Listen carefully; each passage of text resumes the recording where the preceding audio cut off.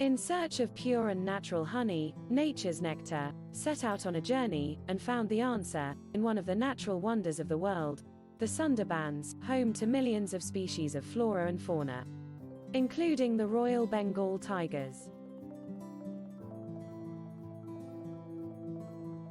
As the main source of livelihood is based on fishing and beekeeping, we work closely with the indigenous beekeepers and source our honey ethically. Box থেকে box নদীর এই সাইডে রাখে গ্রামে, এখান থেকে মাছিগুলো উড়ে চলে যায় বনের মধ্যে থেকে ওরা মধু সংগ্রহ করে বাক্স নিয়ে আসে।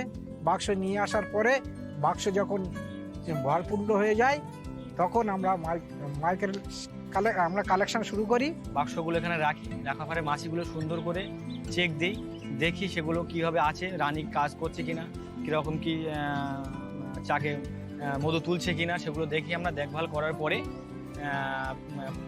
15 দিন কি 20 দিন পরে আমরা মধুগুলো সিল হয়ে যায়। সিল হওয়ার পরে আমরা চাক দিয়ে কেটে মেশিনে মাধ্যমে সেগুলো মধুগুলো বার করি।